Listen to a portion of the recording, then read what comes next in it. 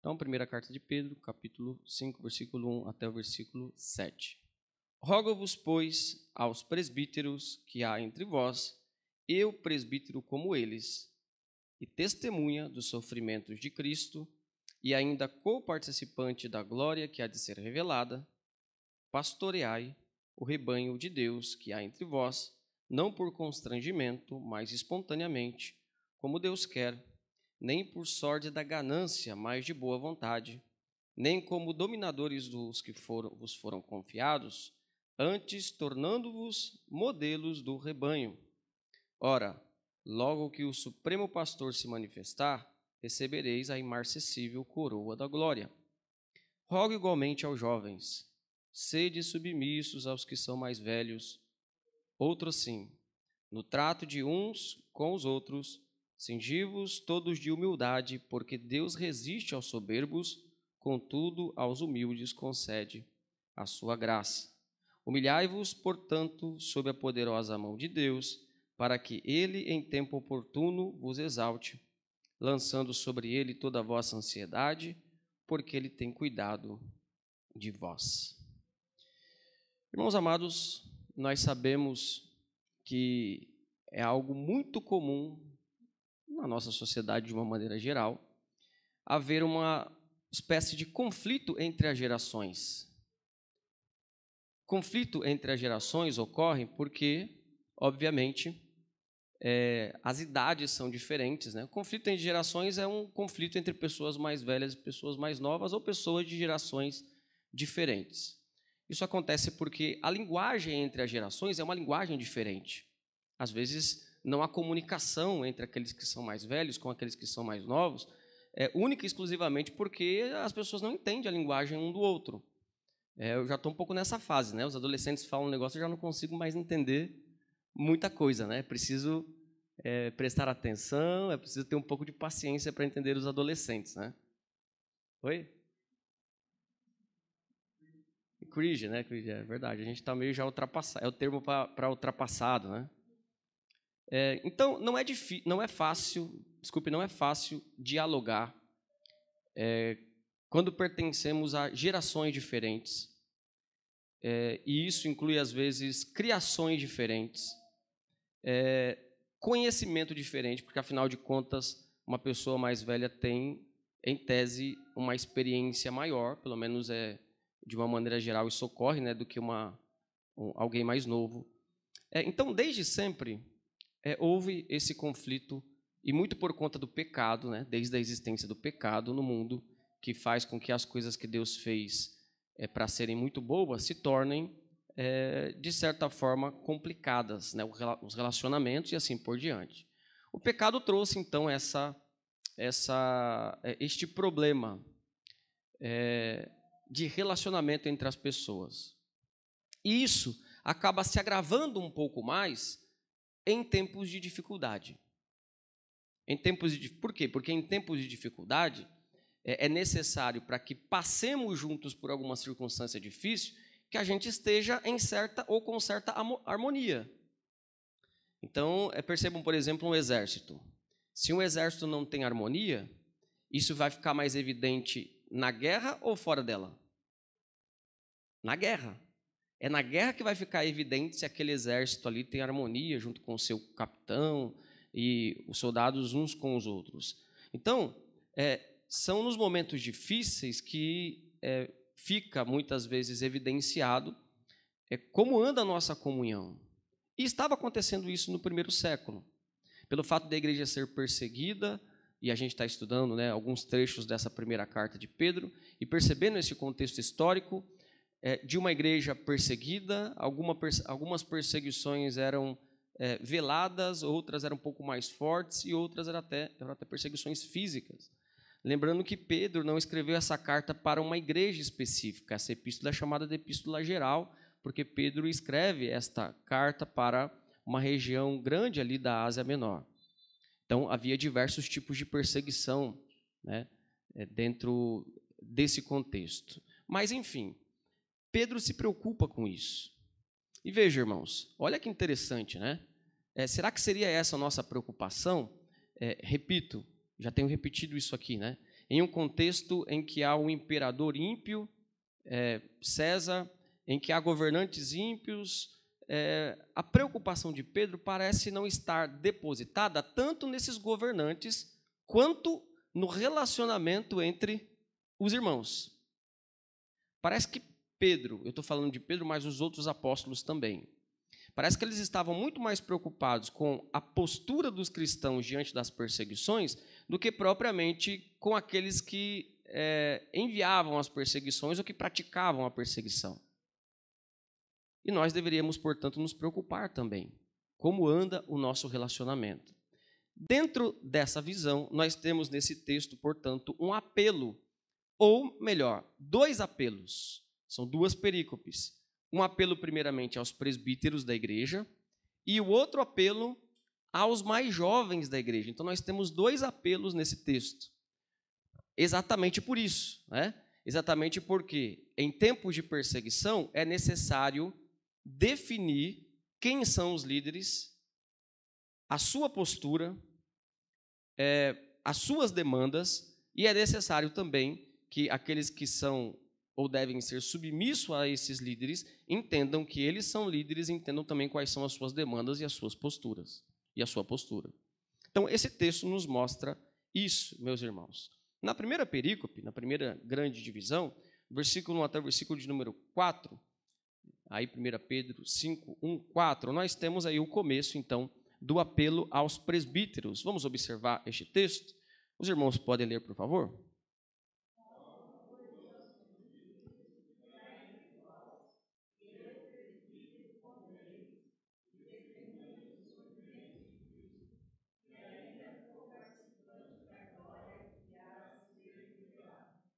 Repara que da mesma maneira que ele começa a perícope em relação aos presbíteros, ele também vai começar em relação aos jovens, né? Ele vai dizer também, rogo igualmente aos jovens da igreja.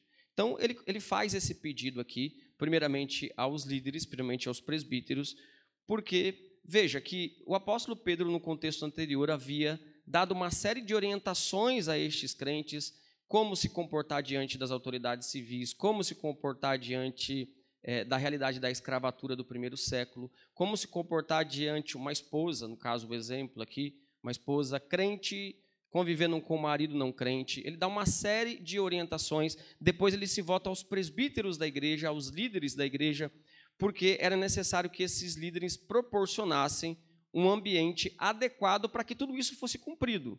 Um ambiente adequado tanto no sentido do que a gente chama de positivo, né?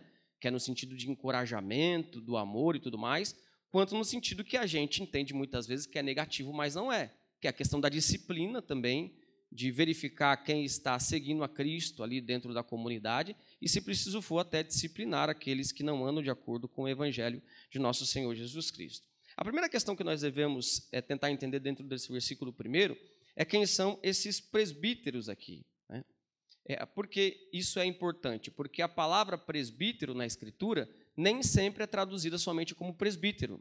Às vezes a palavra presbítero é muito parecida com a palavra em português, a palavra grega, né, presbíteron. Ela é traduzida como presbítero, às vezes é traduzido como ancião e às vezes é traduzido como mais velho. Então, essa mesma palavra possui, no Novo Testamento, diversas traduções. Por isso é importante a gente entender a que se refere aqui. Será que se refere aos anciãos da igreja? Os mais velhos? A que se refere? Provavelmente, como o contexto parece indicar, e o fato do próprio Pedro dizer que ele era um presbítero, provavelmente se refere, então, ao ofício de presbítero. É esse que nós estamos acostumados aqui a mencionar, né? O ofício de presbítero, né? O oficial presbítero. O surgimento dos presbíteros não é tão, digamos assim, claro no Novo Testamento como o surgimento dos diáconos. Por quê?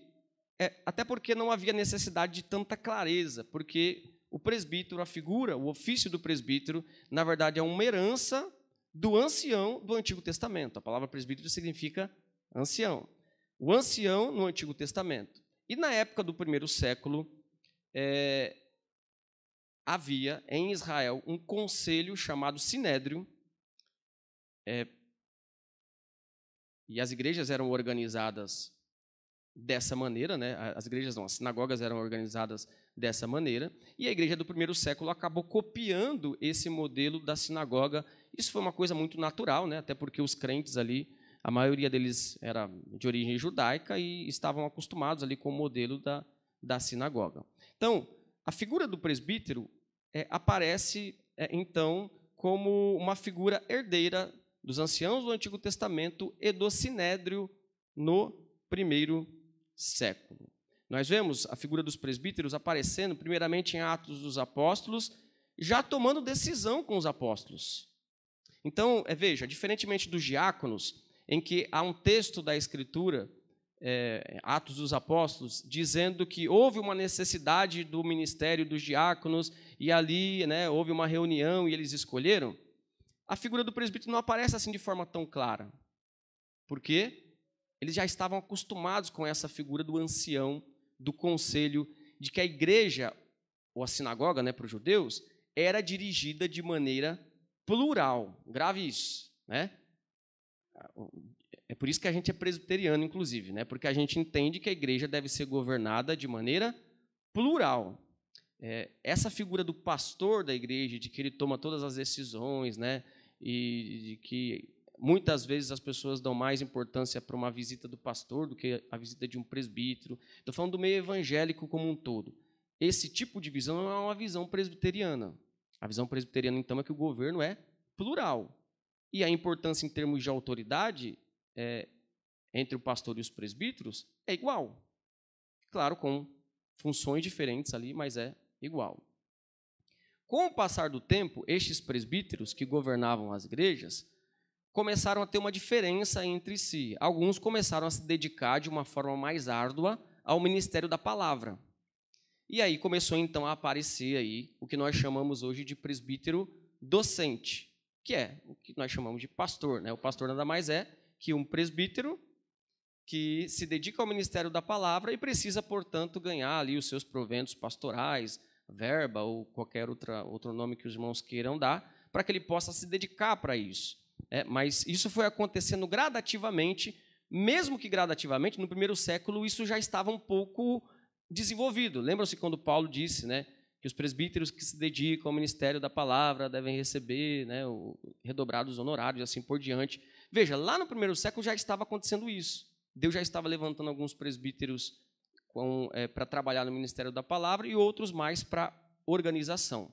Daí, então, nós temos, na Constituição da Igreja Presbiteriana, essa ideia de que existem os presbíteros docentes, que nós chamamos de pastores ou ministros da palavra, e os presbíteros regentes, aqueles que estão responsabilizados aí pela regência da igreja, pela parte administrativa da igreja. Isso é importante também, irmãos, essa figura do presbítero é importante, porque através da figura do presbítero, e aqui estou falando do docente e do regente, é que nós percebemos que não existem mais apóstolos. A figura do presbítero, veja, herda a autoridade apostólica na igreja. Olha que coisa interessante, né? Em Atos dos Apóstolos, em suas viagens missionárias, Paulo fez 4 viagens missionárias, a última em Roma. Em suas viagens missionárias, o texto de Atos diz que Paulo passava de cidade em cidade, promovendo a eleição de presbíteros. Veja, Paulo não promovia a ordenação de apóstolos, sendo ele um apóstolo. O texto poderia dizer isso, né? Paulo passava de cidade em cidade e elegendo ali apóstolos que ficassem no seu lugar. Por que não houve, então, a ordenação de apóstolos para que esses ficassem no lugar dos apóstolos, dos 12? Porque o ministério apostólico cessou. Ele é um ministério que está ligado ao cânon, à escritura do Novo Testamento, e isso cessou. Está ligado também à necessidade de sinais e maravilhas, para que ficasse claro quem eram os apóstolos. Está ligado também àqueles que viram Jesus fisicamente. Aqui ninguém viu Jesus fisicamente, né? Nem espiritualmente. É melhor não perguntar mais uma vez. Então, o ministério dos apóstolos tem essa ligação, e todas essas características cessaram no primeiro século. Mas nós vemos, então, os apóstolos passando de cidade em cidade, promovendo os presbíteros para que ficassem no lugar deles, né, chefiando, governando a igreja. Então, se é que a gente pode falar isso, né, autoridade apostólica? A autoridade apostólica hoje na igreja repousa sobre os presbíteros. Bom? Então, ele está fazendo esse apelo aqui àqueles que governavam a igreja, os presbíteros das igrejas. E, inclusive, ele se coloca num patamar de presbítero, o que alguns enxergam até que era uma demonstração de humildade do apóstolo Pedro, porque ele era mais do que um presbítero, né? Ele era um apóstolo, mas ele se coloca ali como um pastor mesmo, porque, afinal de contas, ele tinha também essa função. Olha só, a partir daqui, ele, dentro deste rogo, desse pedido, ele vai demonstrar o que os presbíteros deveriam fazer, como eles deveriam pastorear o rebanho. Essa é uma das características dos presbíteros, né? O pastoreio. Né? Então, como eles deveriam pastorear? E isso começa no versículo de número 2, olha só. Versículo 2, pastoreai o rebanho de Deus que há entre vós. A palavra pastorear aqui, episcopo, que significa supervisionar, né? Ficar observando, ficar cuidando. Né? E a função de bispo, daí que vem episcopos, que é a origem da palavra bispo, a função do bispo é uma função do presbítero. Nós não entendemos que bispo e presbítero são duas ordenações diferentes. Nós entendemos que a ordenação é presbítero e a função é de supervisor, bispo, ou evangelista também é uma função, e mestre e assim por diante. Né? E a gente não entende que são várias ordenações. Por que eu estou falando isso? Porque tem igreja que pensa assim. Né? Então, uma pessoa é ordenada, por exemplo, missionário, é ordenado para desempenhar uma determinada função, né? É ordenado bispo.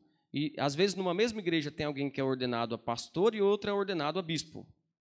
Aí fica aquela ideia, né? O bispo é maior do que o pastor. Aí o pastor fala assim, um dia eu vou ser um bispo, né? Vou ser ordenado a bispo. Só que... rapaz, aí... Pior que é verdade, tem mesmo, né? Então, o bispado é mais uma função do presbiterado do que propriamente um outro grau aí de ordenação. Então, pastorear o rebanho de Deus que há entre vós. E aqui nós vamos às características principais, irmãos. Não por constrangimento, mas espontaneamente, como Deus quer. Não por constrangimento, mas espontaneamente. Quer dizer, não por compulsão, não por necessidade, não obrigado. Né? Isso não significa, é claro, que nós não deveremos, às vezes, exercer as nossas funções. Algumas vezes, teremos que fazer algumas coisas por obrigação, não por prazer. Porque a vida é assim, né? A vida não se constitui só de coisas que fazemos por prazer. Senão nós seríamos como meninos, né? Inconstantes. A vida se constitui de coisas que fazemos por prazer e de coisas que fazemos por compromisso também.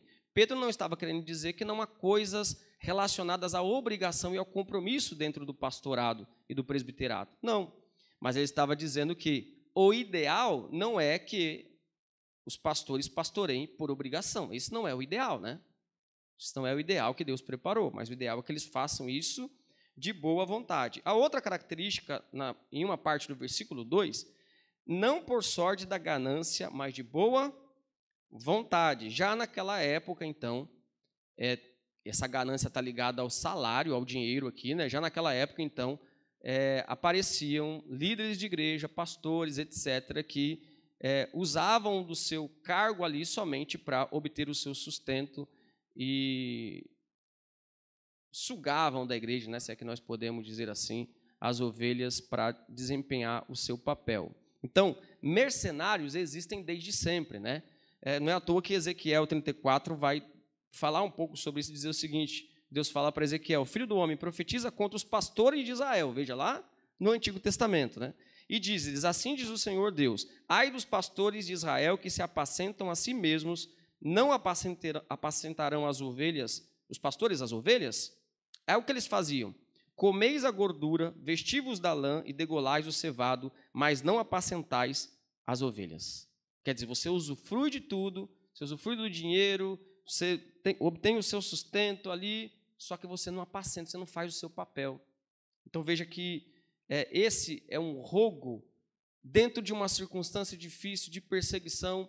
Os presbíteros, os pastores deveriam então se atentar para a sua função, não temer de desempenhar a sua função.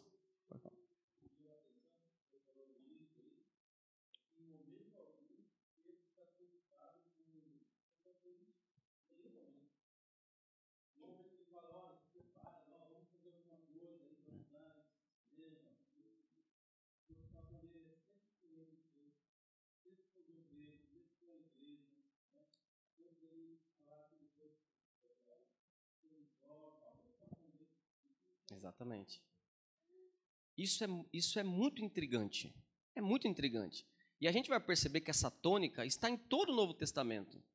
Ao ponto de, às vezes, a gente até olha assim e fala, poxa, dá a impressão de que eles estavam alienados às questões externas. Mas não.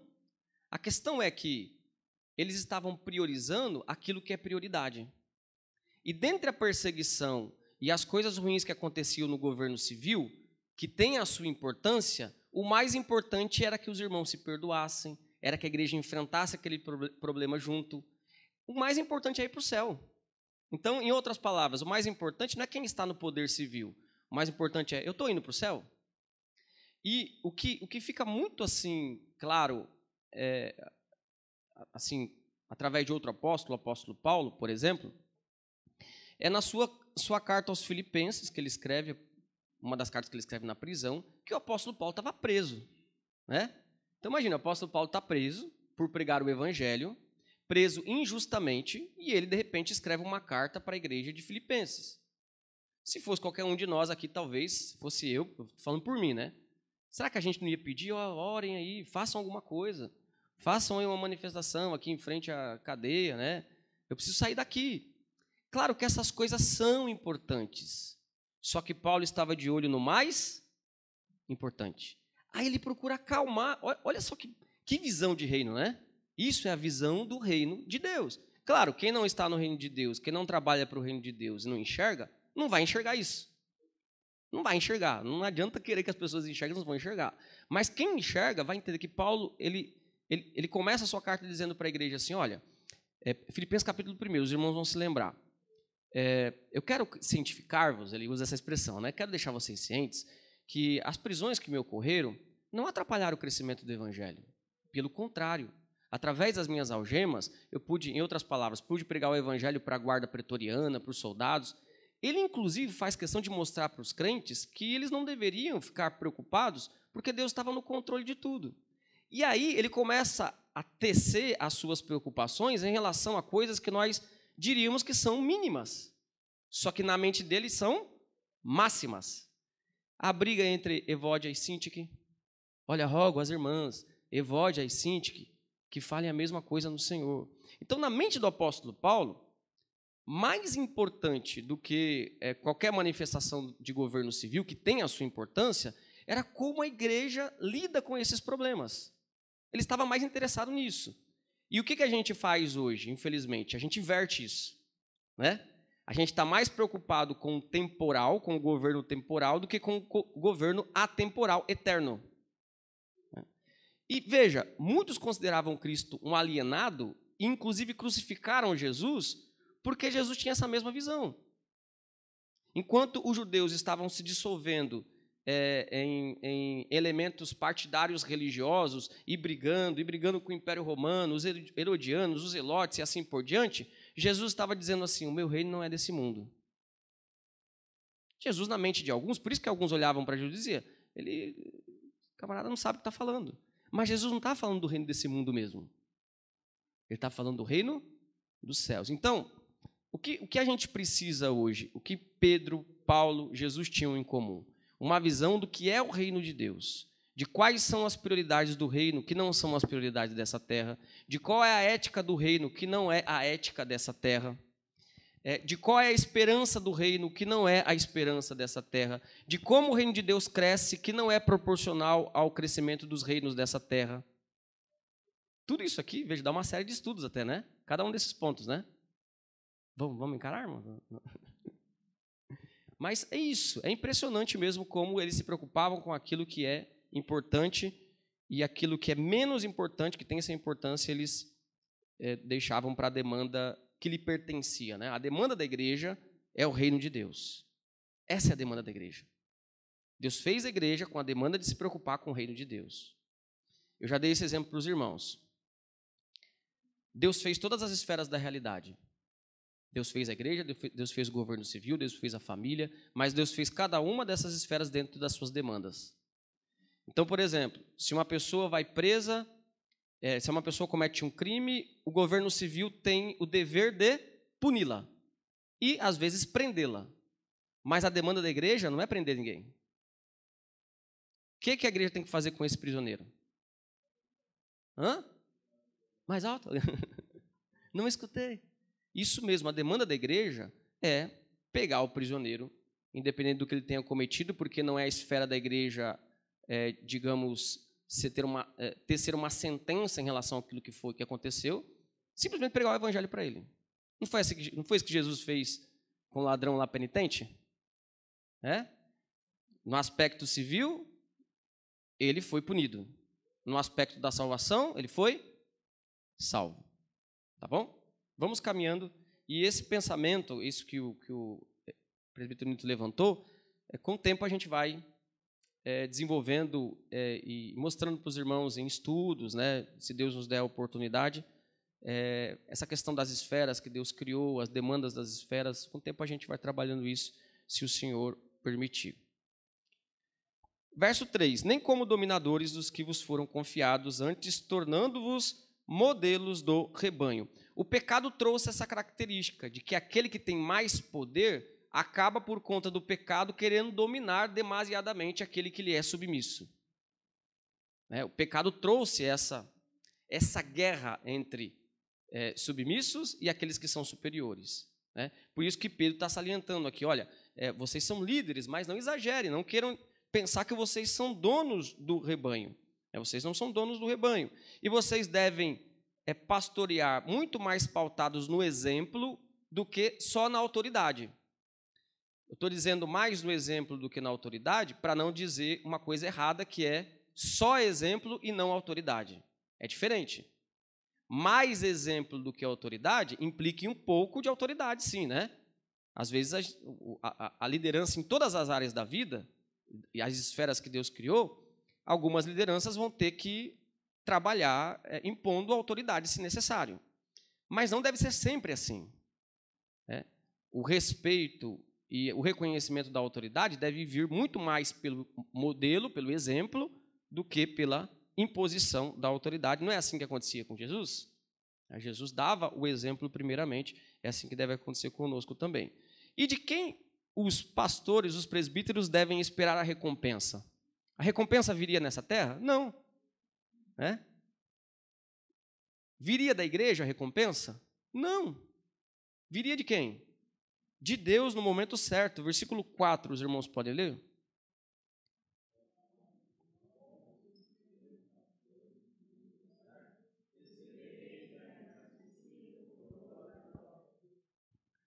Isso. A imarcessível coroa, uma referência à coroa, né, das corridas das Olimpíadas antigas greco-romana, que era uma coroa que murchava. Então, a comparação da coroa que os crentes receberão de Deus, uma coroa que não murcha. João Calvino disse o seguinte certa vez: nunca seremos aptos para o serviço de Deus se não olharmos para além desta vida passageira. Se nós trabalhamos olhando para essa vida, nós não seremos aptos para o serviço de Deus, porque nós esperaremos a recompensa nessa vida, e isso está errado. Aquele que vive em Cristo somente para essa vida, segundo o texto bíblico, é o mais infeliz, ou em outras traduções, mais miserável de todos os homens. Meus irmãos, vamos aos jovens agora, né? O papel dos presbíteros, agora o papel dos jovens. Versículo 5, o apóstolo Pedro começa o seu apelo aos jovens. Os jovens também deveriam ter uma sessão dessa carta só para eles, porque se tem alguém que tem dificuldade de ser submisso, né? São os jovens, não é verdade? Somos nós jovens, né? Tem dificuldade. Então, o rogo aqui, o pedido de Pedro aos jovens é: rogo igualmente, quer dizer, da mesma maneira, né, que eu rogo aos presbíteros, eu também rogo aos jovens, sede submisso aos mais velhos. Veja, aqui nós temos também uma discussão. Quem são esses jovens e quem são esses mais velhos? Tá? Existe uma discussão sobre isso. Alguns entendem que esses jovens aqui fossem uma classe de oficiais da igreja primitiva. Tem gente que entende isso, tá? Por quê? Porque lá, por exemplo, em Atos capítulo 5, quando Ananias e Safira morreram, o texto diz que os jovens vieram retirar o corpo deles. Seria uma classe ali né? Tem os diáconos, os presbíteros, teriam também os jovens, né? Será que é o MP daquela época? Não sei, né? Provavelmente não é isso, né? Porque a gente não vê em nenhum outro lugar a instituição de uma classe chamada de jovens. Em relação a pessoas que pensam que são os diáconos e assim por diante. Em relação aos mais velhos aqui, há aqueles que entendem que são todos os mais velhos da igreja, que é o que a tradução dá a entender. Só que existe um problema, que a palavra usada aqui para mais velhos, que palavra que é? A mesma dita no contexto anterior por Pedro e é traduzida como presbítero. Então, isso é um erro digamos assim, é um errinho ali, né? De interpretação. Por quê? Em um mesmo contexto, dificilmente Pedro usaria a palavra presbítero em dois sentidos. Isso causaria uma certa confusão. Por isso que a maioria dos estudiosos entende que o mais correto aqui é entender que os jovens aqui são os jovens da igreja, faixa etária mesmo, né, os jovens, e os mais velhos aqui são uma referência direta aos presbíteros. Tá bom? Tem até a tradução que, em vez de traduzir como mais velhos, traduz como presbíteros. Essa aí está traduzindo? Aí, viu? Ana Júlia aqui não está deixando os irmãos pensar. Os irmãos estavam pensando, será? Será que... Leia para nós, hein?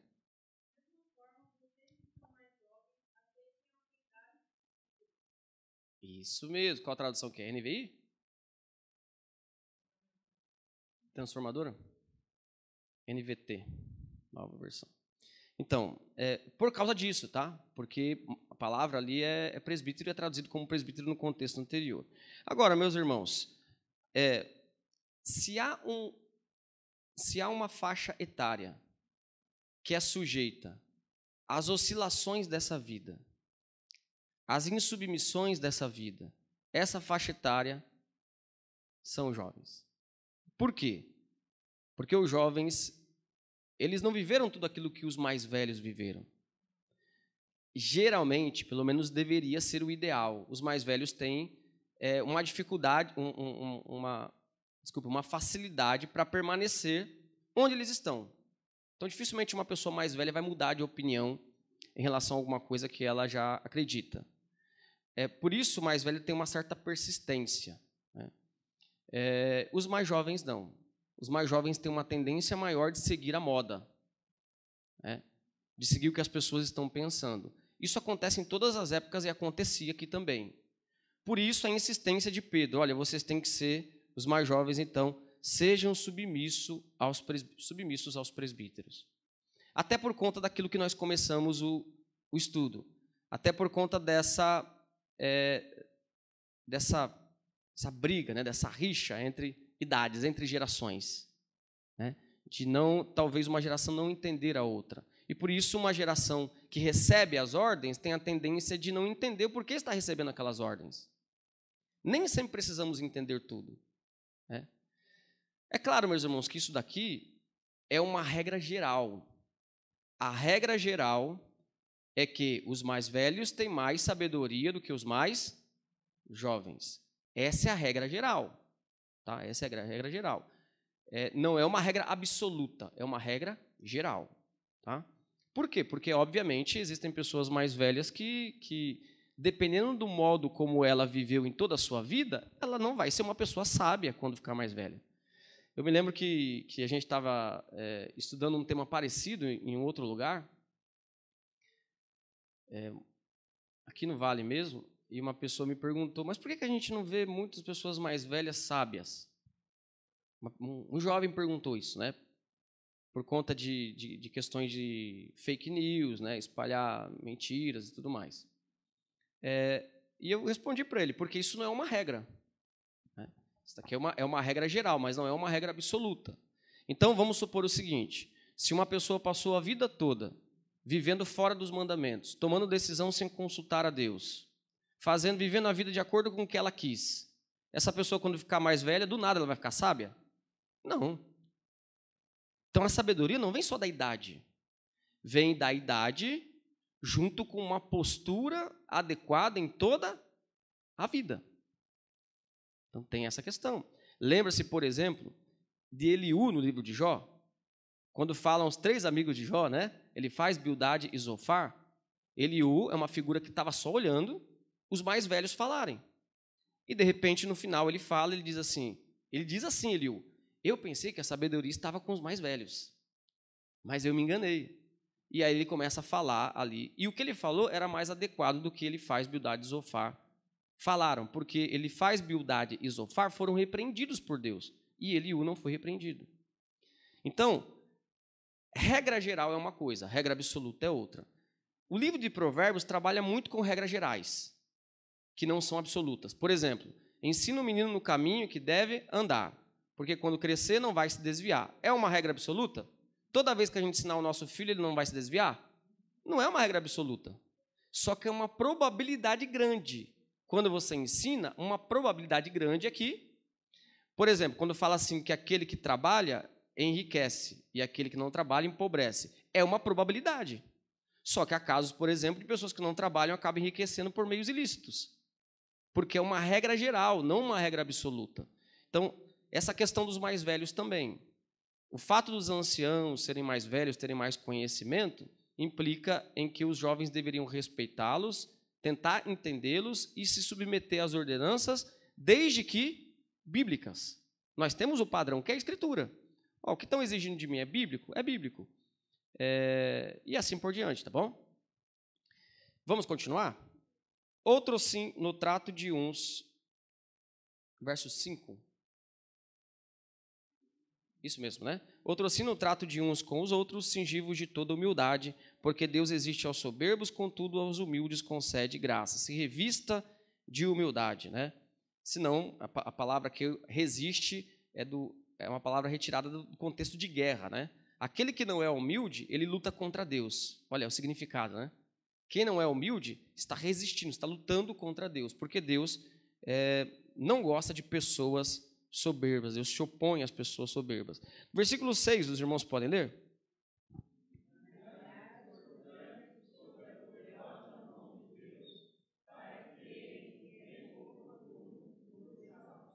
Essa aqui já é uma orientação geral, né, para toda a igreja. Ele vai passando da orientação dos presbíteros dos jovens para uma orientação mais geral. Humilhai-vos, portanto, sob a poderosa mão de Deus. Veja, Pedro está fazendo uma referência direta ao contexto de perseguição aqui. Olha só. Ele está dizendo que toda essa dificuldade veio de quem? A dificuldade que eles estavam atravessando veio de Deus. Por mais que haja causas secundárias, a causa primária de tudo é Deus. Até a perseguição que eles estavam atravessando veio de Deus. Em outras palavras, ele está dizendo aqui, está vendo esse contexto de perseguição que vocês estão atravessando? Se humilhem. É a poderosa mão de Deus. Se humilhem debaixo da poderosa mão de Deus. Versículo 7 faz parte dessa humilhação, o que está aí nesse primeiro verbo, lançando sobre ele toda a vossa ansiedade, porque ele tem cuidado de vós. Veja, um contexto de perseguição traria muitas ansiedades. O que vai ser de mim amanhã? Será que eu vou ter um emprego amanhã? Será que os meus filhos vão estar vivos amanhã? Será que amanhã vão nos matar por pregarmos o evangelho? Será que vão nos obrigar a alguma coisa? São muitas ansiedades que aqueles crentes poderiam ter. Então Pedro está dizendo, se humilhe diante dessa circunstância, debaixo da poderosa mão de Deus, lançando sobre ele, a palavra lançar aqui é um verbo de uma ação passada e completa no passado, quer dizer, lançando de uma vez só e crendo, não duvidando, né? É a ideia do verbo que os gregos chamam de auristo, uma ação passada e completa no passado, lançando sobre ele toda a vossa ansiedade, porque ele tem cuidado de nós. Em outras palavras aqui, deixa que Deus se preocupe com os seus problemas. Lance sobre ele e deixa que ele mesmo, no bom sentido, né, se preocupe. Tudo bem, irmãos? Vamos partir para o final aqui do nosso estudo. Falamos sobre esse pedido aos presbíteros, e a gente pode estender isso para todos que têm liderança na igreja. Todos que têm liderança na igreja devem tratar a igreja como está aqui no texto, não querer ser dono, não trabalhar só pela recompensa e assim por diante. E a gente pode pegar também essa indicação, esse pedido aos mais jovens, em passar também para todos aqueles que são submissos a alguém na igreja, sejam eles mais velhos ou mais novos. Então, esse texto está falando disso. Caminhando para o nosso final e para uma aplicação final, eu faço uma pergunta aqui para que a gente pense. Que mandamento dos 10 mandamentos está por trás dessas ordenanças de Pedro aos presbíteros e aos jovens? Qual mandamento?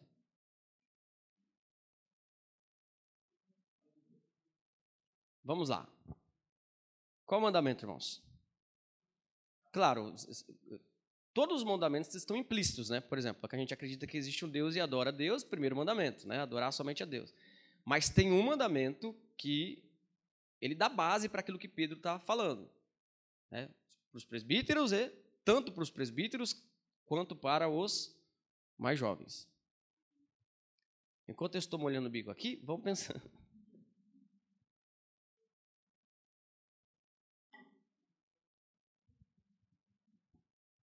Qual mandamento?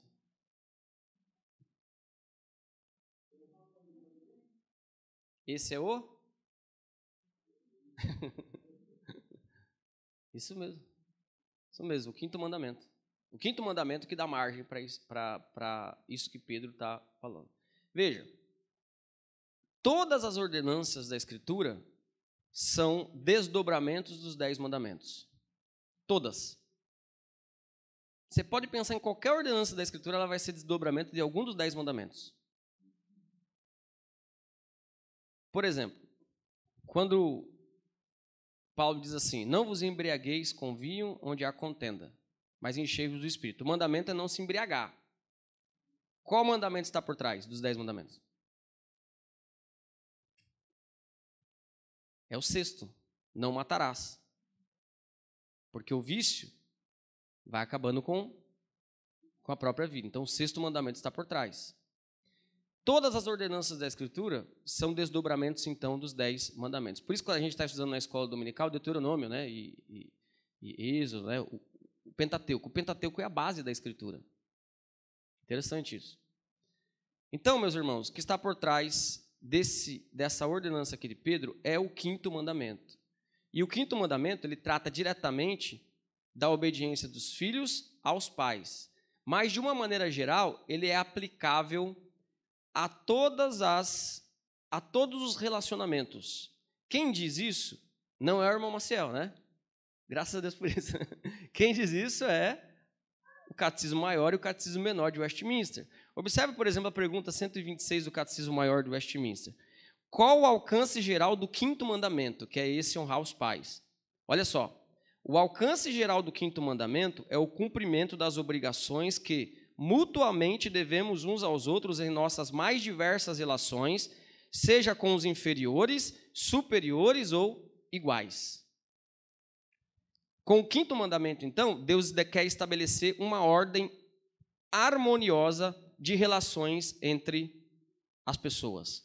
Isso serve para todas as pessoas. Lembre-se que a confissão de fé o Catecismo Maior e Menor, vamos dizer que os mandamentos são obrigações para todas as pessoas, não só para a igreja.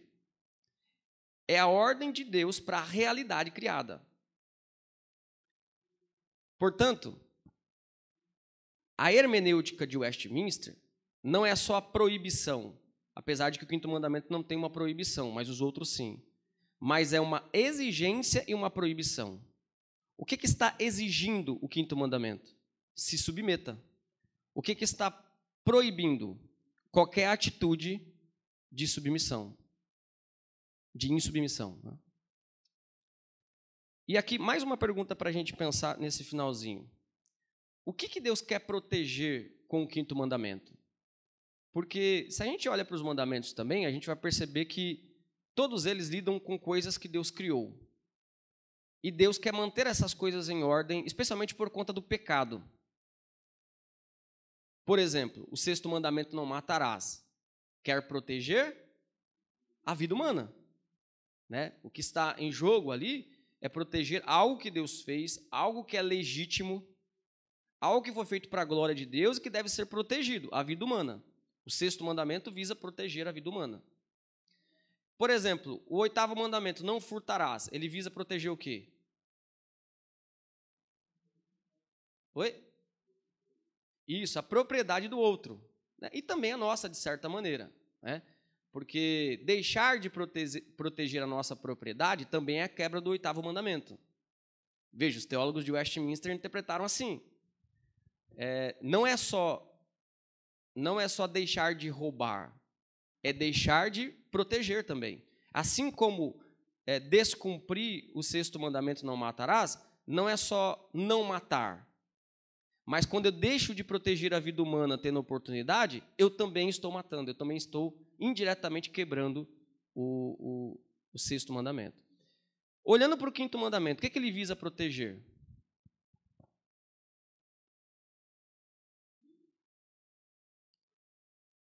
Tem a ver com a família, só que ele é mais amplo, né? Ele serve para todas as esferas que Deus criou.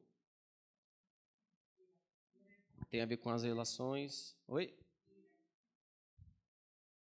Que tem a ver com as relações, né? Hierarquia. Hierarquia é algo que Deus criou. Apesar de que hoje em dia o pessoal não gosta muito dessa hierarquia, né? Quem criou a hierarquia? Foi Deus. É, verdade. Todas as esferas que Deus criou precisam de hierarquia para funcionar. Todas. Todas as esferas que Deus criou. Então, na tua empresa, se você chegar assim e falar assim, a partir de hoje todo mundo vai mandar. Será que dá certo? Em casa, não vai dar certo, precisa ter hierarquia. Esse é um assunto polêmico, né? Na igreja. Na igreja, precisa. Quanto mais uma esfera da vida lida com a morte, mais a gente vai ver a necessidade de hierarquia. Por exemplo, um exército sem hierarquia. Agora, nem o diabo evita a hierarquia. A Bíblia vai mostrar que os anjos são, de certa maneira, os anjos caídos, são, de certa maneira, organizados. Eles têm um líder, um anjo principal. Então, até o inferno tem uma organização, senão ele não funcionaria. Sabe por quê? Que tudo que Deus criou, todas as relações humanas que Deus criou e também as relações espirituais, em tudo, há necessidade da hierarquia. Esse mandamento visa proteger isso. É necessário que algumas pessoas tomem decisões mais importantes do que outras. Nem todas podem tomar todas as decisões. Então, é necessário respeito a essa relação, respeito à hierarquia. É necessário que aquele que submete se submeta para a glória de Deus. Aquele que lidera não abuse do seu poder. Aquele que é igual, respeite como igual. E assim por diante. Isso que visa proteger o 5º mandamento. Que Deus nos ajude então, né, irmãos? A conviver dessa maneira, né? Que Deus nos ajude a nos submeter, a também liderar e tratar aqueles que não são iguais dentro dessa função, não essencialmente, né? Porque essencialmente todos somos iguais, mas em funções diferentes. Vamos terminando então? Alguma pergunta, alguma questão para a gente partir para o término?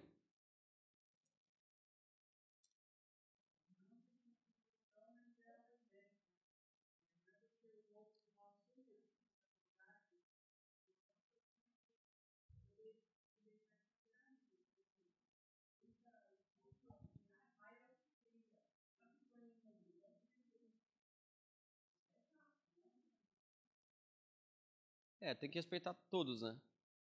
Isso mesmo. Uma questão polêmica também, né? Mas a gente desdobra esse pensamento em outras oportunidades, tá bom? Vamos orar para terminar, meus irmãos? Que Deus nos ajude, né? E a gente finaliza aqui algumas mensagens na carta de Pedro e entraremos a partir de quinta-feira, se Deus permitir, se a gente estiver vivo, né? Se Jesus não voltar, começaremos a estudar a primeira carta de Paulo aos Coríntios. Então, se Deus tiver misericórdia de nós começaremos a estudar essa primeira carta. Convide as pessoas, né, para participar desses estudos. Vamos orar?